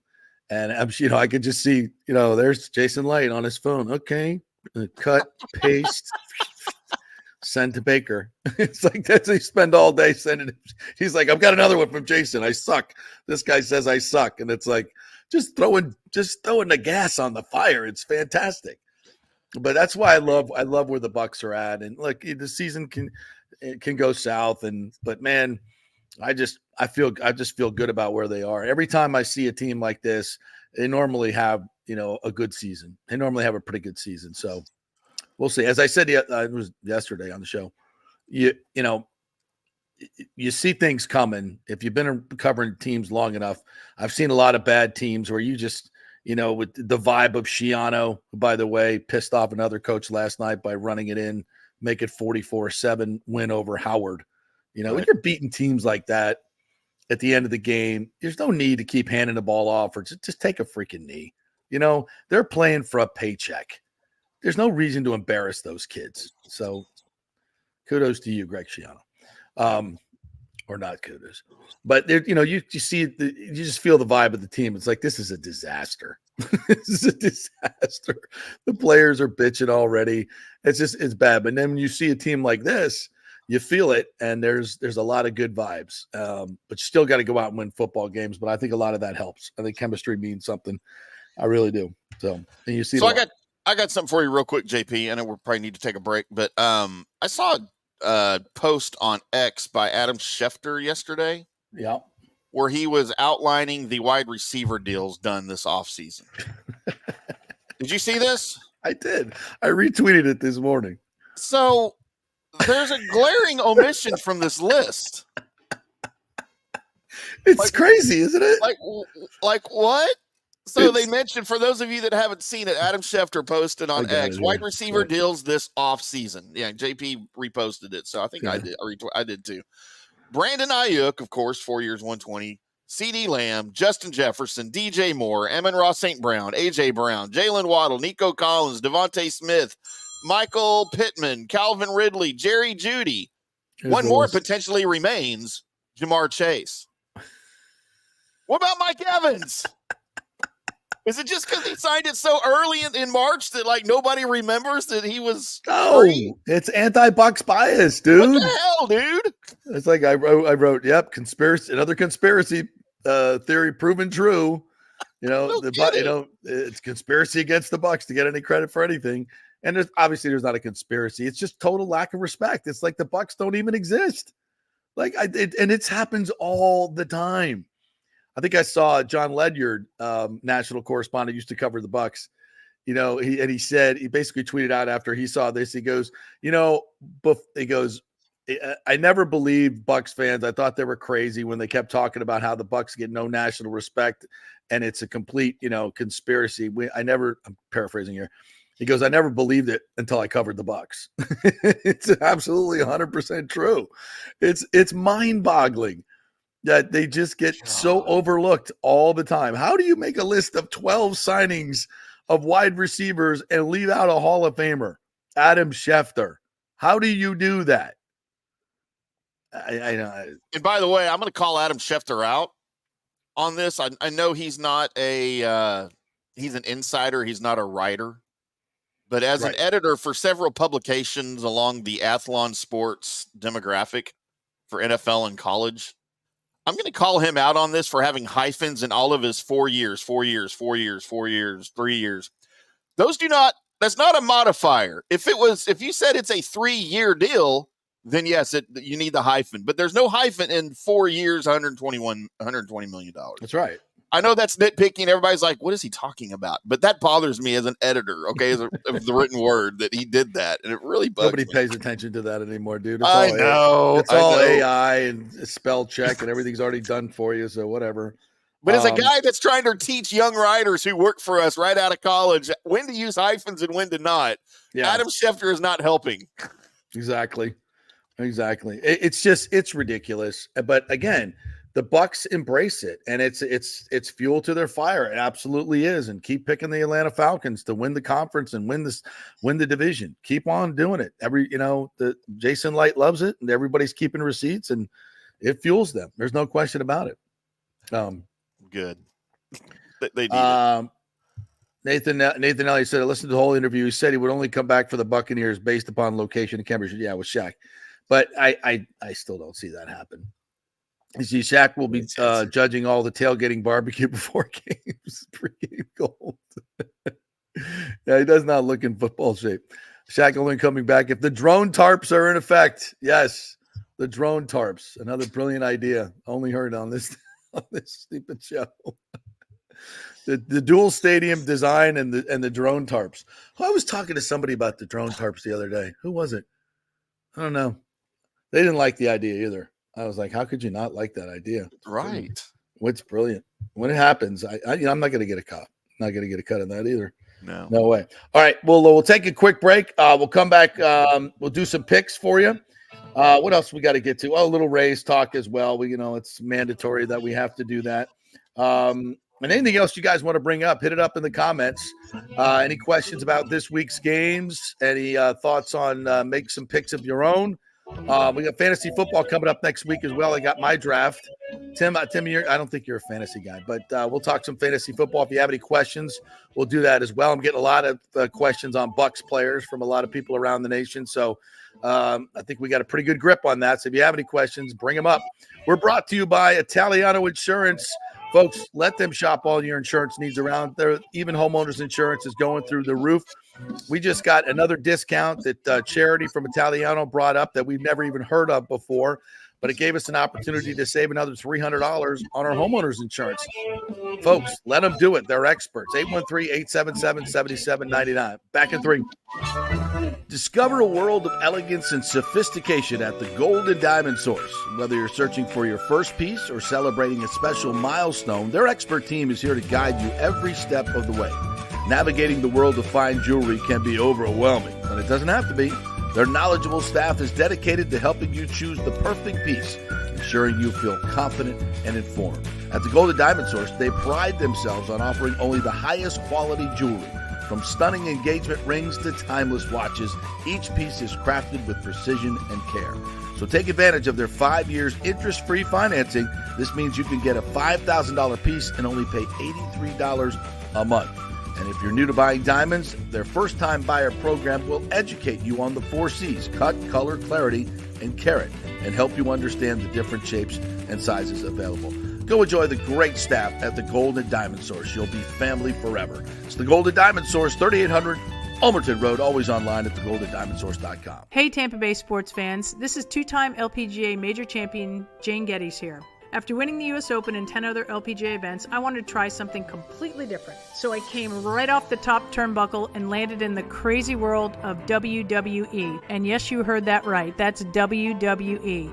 Working for the Vince McMahon as the VP of Talent Relations for the company. Now, though, I want to work for you. Everything I've done in my life, I've done with incredible passion. And now I've turned my focus to leading the best real estate team in Tampa Bay, the Geddes Gordon Group with Keller Williams in South Tampa. If you're looking for a new home, an investment property, or looking to sell your current home, we will give you major championship level service. When you choose Geddes Gordon Group, you become part of our inner circle, like family. So if you're looking for a few golf tips or a golf course view, we're going to stripe it right down the fairway. Call me at 813-485-6808 or go to gettysgordongroup.com, or again, give me a ring at 813-485-6808. JP here for Third Generation AC and Plumbing. And Third Generation really says it all, folks. The owner, my friend John Rodriguez, has been in the AC and plumbing business since 1995. They built their business on honest assessments and doing great work on time for a great price. Simple, right? Did you know many AC techs are incentivized on big commissions to sell new AC units, and you might just need a drain cleared? So if you want someone you can trust, that's John Rodriguez and Third Generation Services. Check out the 5-star Google reviews. If you have a plumbing or AC emergency, call 813-961-8024 and a human will answer the phone. That's 813-961-8024 or go to thirdgenerationplumbing.com. Hey, it's football season, so we welcome back the FSU Football Report every Monday and Friday on the JP Peterson Show, sponsored by those huge FSU fans at Italiano Insurance. They'll save you money as well. Just do a quick insurance checkup, 813-877-7799. They just saved me $500 on homeowners insurance. Who's doing that? Yeah, they just shopped it around, found a better, cheaper company, and we got a cheaper price. And business insurance, make sure you're covered or you could lose your personal wealth. That's 813-877-7799. ItalianoInsurance.com. Go Noles. Ciao, Paolo Tini here, owner of Caffè Paradiso, one of South Tampa premier traditional Italian restaurant. We were recently voted number 3 on Open Table list of Tampa Bay's top 10 restaurants. We're very proud of that because we take great care of preparing each dish by hand with homemade sauces, pastas, only the freshest local ingredients. You won't see the big institutional vendor trucks pulling up to our back door. We get our seafood from local vendors. Sometimes I even drive out to Topper Springs and pick out our daily catch right off those boats. So stop by and say hello. Try our traditional lasagna, the fresh veal, some of our signature dishes like capelli al granchio, that is angel hair with lump crab meat, our branzino, that is a sea bass. We're located at 4205 South McDill, and you can make a reservation on Open Table and read all the great reviews. See you soon. Ciao. Grazie. Let's go. Right now. Back to the show on FanStream Sports. All right, welcome back to the JP Peterson Show, brought to you by Third Generation Plumbing and AC. Oh, it's hot out there. If your AC goes on the fritz, make sure you call Third Generation Plumbing and AC. You want an honest tech to come on out there. So many times these techs are incentivized to sell new systems. They get big commissions, so they're going to tell you, oh, you need a new unit when you just need your drain cleared. So don't let that happen to you. It happens all the time, folks. Go to a trusted company that's been around since 1995. John Rodriguez and his family's been around for 100 years in Tampa. Great reputation. Just go to their website, thirdgenerationplumbing.com. They also do AC. Thirdgenerationplumbing.com. Give them a call and tell them JP sent you. Michael LaRue, good morning to you. Always great to see you in here. Says, great interview with Jason Lyde. You have to get Cooper or JBB on the show too. Yep. Love to do that. Love to have John Cooper on. I don't know. He doesn't do a lot of one-on-one interviews, but we'll see if we can, my friends at the Lightning can make that happen. By the way, just in case you did not know, I will be back for my 10th year with the Tampa Bay Lightning doing their pregame, postgame. Thank you very much. Postgame radio show again this year with Brian Engblom, which, by the way, if you don't tune into that, I'll be very honest with you. I don't do a whole lot except set him up. Brian Engblom, given long format conversation, especially right after the game, because obviously during TV and the flow of the game, it's hard for them to get, extended thoughts and analysis on the game. And he is just so brilliant in just dissecting the game right afterwards. So we come on after the network pregame show. They give you Greg Linnelli and Eric Erlinson. They'll give you like all the interviews and analysis as well, which is great stuff. And then we come on afterwards, and my brilliance is shutting the hell up and just letting Brian Engblom do his job. And we have a lot of fun with the show, and it's right after the game, right across the Thunder Alley at Cigar City Brewery. So we have a lot of fans that come over and watch, but not as many as we would hope. It's an open, you can pick up a table, have a beer after the game, let the traffic clear, and just chat hockey with us. It's a lot of fun. So excited to do that again. And of course, my duties with Lightning Vision during the game and before the game. I love working with those folks. They're just so good. The best in the business, as judged every year. We win all kinds of awards, and I do a very small part of it. But John Franzone and Greg Wolf and Felicia and all of our team there, and Stephen Fry, they just do a fantastic job. And we're back again. So looking forward to that with the Tampa Bay Lightning. I think Brian Engblom's one of my favorite hockey dudes, man. I've never met him, but I think he's one of my favorite hocky dudes. I always enjoy his national work. Yeah. He is so good. He's really and a hell of a nice guy too. Hell of a nice guy. Yep. Really good dude. Loves taking pictures with fans after the game. I always say nice. I think he wants to get the hell out of there and go home. He's been there since 10 o'clock in the morning. It's like, after the post game show, that's when I want to. Yeah. Rick says, I don't think Tim's fantasies revolve around football. More like redheads, bourbon, blue cheese, and assless chaps. and not necessarily in that order. By the way, Rick, number one, all chaps by definition are assless because they go on over your pants. Redundant. And yes, I actually do own a pair of chaps that I bought for riding my motorcycle in the cold maybe 8 years ago. And then I realized only pansies wear chaps over their jeans when they ride in the cold. So I've worn them one time and they're hanging in my closet. I'd be happy to ship them to Tampa or wherever you're at if you'd like them. Slightly used. That's powerful. You two getting together. Scary thing. Rick says Adam Schefter stacking his millions after his hyphens. I guess so. Stupid hyphens. Adam Schefter. That dude has made more money on doing nothing than anyone ever in the history of sports broadcasting. I don't get how these guys operate, man. Well, they just fed stories. They're fed stories. But how do they just literally fed stories by the league? They become an insider, and ESPN says, okay, when you get your story, send it over to Adam. And they act like, he's, doing this incredible digging to get these stories. And then he comes on and says, my sources tell me that that Mike Evans may or may not sign with the Tampa Bay Buccaneers. And we're just learning this now that he could sign a contract as early as this week, but also it may linger on into the season. That astute reporting right there. It makes it sound so important and so urgent. So I give him great credit for that. And then he says nothing. All good. I'll start calling myself an insider to see if I get people calling me with news. Yeah, absolutely. Any other comments that we have on here? Yes, bringing up Brandon Walton signed with the Panthers after he was replaced by the Packers, 5th round picked Newman. Was it Newman? Anyway, backup offensive lineman. We're not too concerned at this point. Shaq wants to come back. Yeah, he does. Nathan says, solid discussion. Thank you very much. Always right here on the JP Peterson Show. Yeah, we bring in the heat as we always do. All right, you going to do some picks? I wanted to remind everybody because you teased fantasy football talk. No, I don't play fantasy football anymore. I gave it up about 3 years ago because I played it every single year of my life from about 1991 up until 3 years ago. And I just got tired of it. I got busy doing other things. And yes, it can be very time consuming. Yes. I did it before the computer age. I did it by hand when we had drafts and we had a draft board and we had to handwrite our picks and keep track of everything. How did we ever get that done?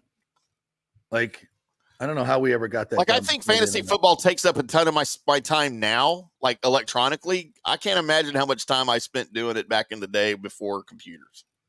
Crazy. But don't forget, we do have a fantasy football show right here on fanstreamsports.com, Fantasy Football Now, with the great Jeff Tito Thidoff from the Fan in Columbus, Ohio. There you and go. His buddy Chad Rink. By the way, one of the greatest X handles of all time, Chad Ocho Rinko. Oh, that is a good his one. handle because his last name was Ranko. Ocho Rinko. Yeah, it's pretty great. I'll definitely give him a follow for sure. Let's do some picks. All right, let's do some picks. Let's get it going on this week's slate. I'm trying to find my. Where are we here? Oh, that's a little Irish music. Oh, I love that. All right, we'll start off with Georgia and Clemson. This is going to be the noon game right after College Game Day. Where are they doing Game Day from? Kyle Field? A&M? Kyle Field, baby. Kyle Field. From Dublin to College Station. Wow. Talk about a culture shift. My Lord. I mean, it's just all they're both encompassed in beer. Like that's all it is. It doesn't matter. From traditional Irish music to the yell leaders. Okay, right. Fantastic. That's just covering the whole thing. Georgia is a 12-point favorite. The total is 48.5 going against Clemson in the Mercedes-Benz Dome. Cade Klubnik, the great Clemson quarterback, is back again this season. And of course, Georgia has their returning quarterback and a absolute loaded roster. No question about it. I just don't see Clemson staying with Georgia and Kirby Smart. to me, this is not a fair fight when it comes to pure talent, which it usually isn't with Georgia. I'm going to go ahead and actually got him at 11.5 and take the Georgia Bulldogs. What do you got there, partner? Oh, plus, I think they're going to win by 30 points. So I'm definitely taking the over on Lay that. the points at Georgia. All right. Then we also at noon, we have Penn State and West Virginia. Penn State is an 8-point favorite against West Virginia in the renewal of the backyard brawl. It's going to be 71 degrees. It's going to be a packed house. James Franklin has no idea how to win a big game, especially on the road. I'm going to take the 8 points. I think Penn State's the better team, no question, but I'll take the home crowd, West Virginia drunks, just absolutely getting after Penn State and the an 8. But I get more than a touchdown. I'll take the points. So you got West Virginia. Yeah, I got West Virginia. Yeah, me too. West Virginia in the points. I think West Virginia wins outright. Oh, really? Wow. Yeah. Playing a money line. All right. Here's an interesting game at Texas Memorial Stadium. Colorado State, who almost beat the vaunted Colorado last year, comes in against the Texas team as they start their SEC era, and very much, obviously, a huge favorite at 32 points. Colorado State can score the football. They can score the football. They're going to score more than 14 points. So that means Texas has got to score over 50. I don't know if that's going to happen. So just in a pure 32 points is a hell of a lot of points. I'm going to take Colorado State in the 32 against your vaunted Texas Longhorns. There you go. I've got the Longhorns. Are you going to lay the points? Okay. I am. Yeah, I think they'll cover. We'll differ on that one. All right. Of course, the big game at 3:30 in our portion of the state is Miami and Florida. 3:30. We talked about this earlier with Scott Carter. I think the swamp is the difference here. It's a super hot game. Miami doesn't know how to finish. They quit when the chips are down. I'm going to take the Gators and 2.5 points. What do you got there? You've got Florida. I'm going to take Miami. You take Miami? Okay. Yeah. You and Mario Cristobal riding? Okay. Yep. Good for you. I wasn't going to pick this game, Western Kentucky and Alabama. Bama's 31.5 points favorite in Caleb DeBoer's debut. It's going to be 98 degrees in Tuscaloosa, Alabama. You have any thoughts on this game at all? I'm a pass at 31.5. Bloodbath. Yeah, bloodbath. Okay. You're gonna lay the points with Alabama? Yeah. How many did you say it was? 31.5. Yeah. Western Kentucky can score now too, so we'll see. Ole Miss is taking on Furman. They're 42.5 point favorite, not playing the game. I'm not sure if you have a side in that one. Another bloodbath. All right, I do think Ole Miss is overrated this year. I do think Ole Miss is overrated this year. They're not a top 10 team, not a Lane Kiffin believer, but they'll destroy Western Kentucky. Right. Not Western. Who are they playing? Western Kentucky. Furman. Sorry, Ole Miss has got Furman. Yeah, Western Furman, Kentucky playing Alabama. Yeah. All right, the 7:30 game. Your Aggies, a 3-point favorite against Notre Dame. Notre Dame seems to be impervious. They always have been to where they play and who they play in front of. It's always a big game for them. Kyle Field will have an effect, no question about it. I just think Notre Dame's a more solid football team. Mike Elko, I think, is a good coach, and I think he's going to do well at A&M. But it's his first game, a lot of new stuff there. I'm just going to go ahead and go with the Fighting Irish because I get 3 points and probably the better football team. Yep. What are you doing? Well, of course, I've got the Aggies. Of course. I thought you would. I thought you would. Any thoughts on the cheating Michigan Wolverines against Fresno State getting 21 points at home? I like Fresno State in this one because I don't think Connor Stallion did any advanced scouting against Fresno State for the next season. But I could be wrong. Dude's pretty thorough. So Michigan's new coach, remind me. Sharon Moore. Yes, Sharon Moore. He's been implicated in all of this after the fact, and there's a chance he may face some suspensions this year, right? Or is that still a thing? Yeah. But it ain't for this game. It's not for this game. So no, it's the NCAA. It's 7 years down the road. Oh my God. Talk about a powerless organization. Yes. Yeah, and I would take Michigan in this. I'm taking Fresno State in the 21. I like Fresno. I like the Bulldogs. They can score as well. It's a 7:30 game on NBC. Peacock. I just like that's a lot of points. I think points wins early on in the season. USC and LSU in Allegiant Stadium in Vegas, baby. 7:30 on Sunday night. The LSU Tigers, the Bengal Tigers, behind Mr. Nussmeier are 4-point favorites in this one. I think USC is a fraud. I think Lincoln Kennedy is a fraud. Let's go. Lincoln Kennedy. I mean, Lincoln Riley. Lincoln Riley. They say that. Well, Lincoln Kennedy was a running back for the Cowboys back in the day. No, he was an offensive tackle, wasn't he? That was probably a different one. Yeah. I like LSU. I USC is a fraud. LSU's loaded, and I think they've got something that they've lost their first two. They've lost their opener the last 2 years to Florida State. So I like them only giving 4 points to USC without Caleb Williams. Give me LSU. I love them at 4 points. I'm writing all these down. All right, my last pick, Boston College at Florida State, 7:30 Monday night, Labor Day. Thomas Castellano is their quarterback. He ran wild on a terrific FSU defense last year. They had no answer for him. I don't see how this defense that I saw in Dublin, which I think was drunk most of the time. At least they played that way. I was watching the tape the other day. In London, there was a play where they send it back out in the flat like they did all game long against DJ Lundy, who's like, trying to get out there and cover him. And he's running so hard, he just completely overruns the play. As he overruns the play, he takes out his own cornerback and just knocks. Oh my God. And the two of them are laying on the ground. It's like Keystone Cops. I'm like, oh my God, this is unbelievable. Now you're going to go up against a running quarterback. I think Florida State wins the game, but 17 points is way, way too much. I think Boston College will stay close in this one. Bill O'Brien making his debut as their coach. This is my best bet of the weekend. Take Boston College in the points. I think the game will be close. I hope to God Florida State can win it, but I just don't know. What was the line, did you say? 17. Yeah, it seems like a lot. I'm still going to take Florida State, though. You really? Yeah, bounce back game, baby. I hope you're right. I don't have as much confidence as you, my friend. It is what it is.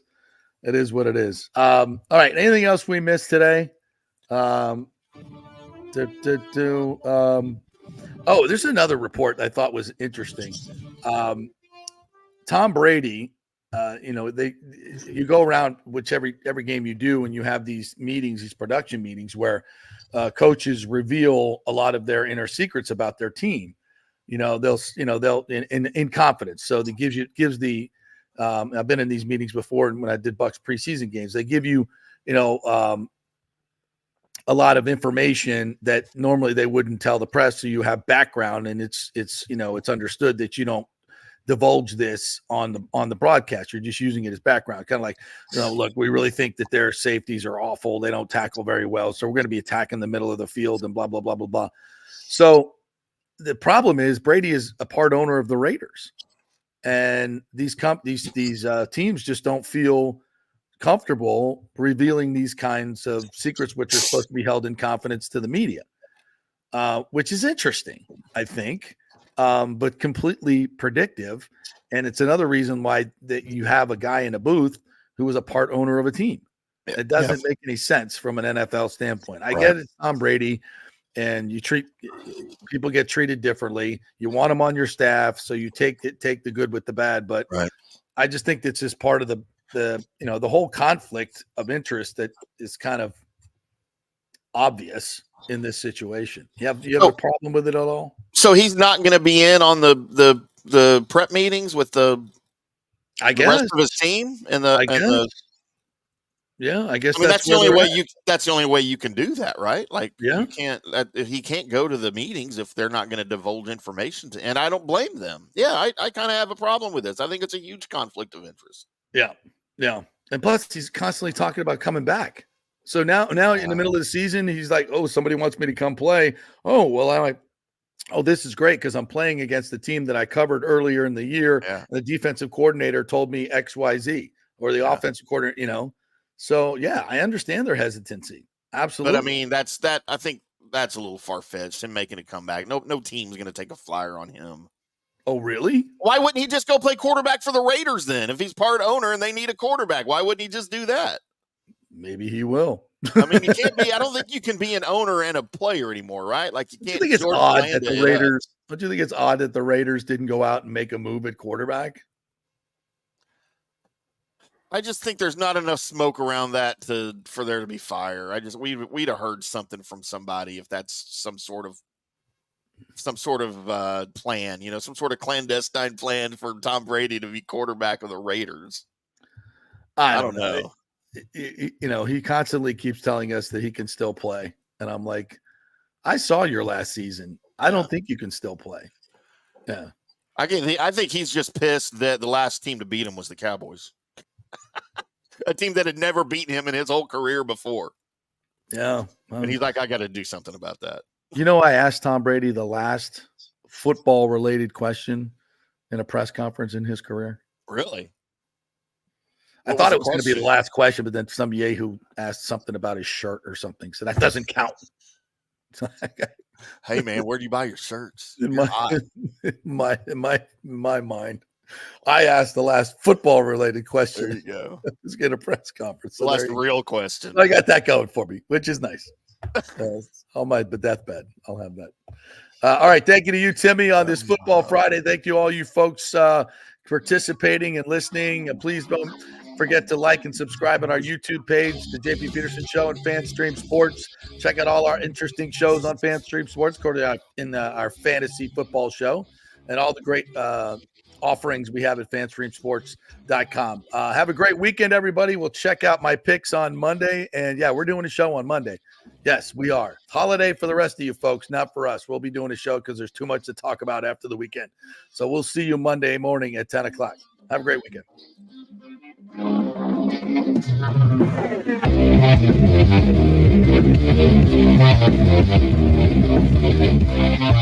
Thank you.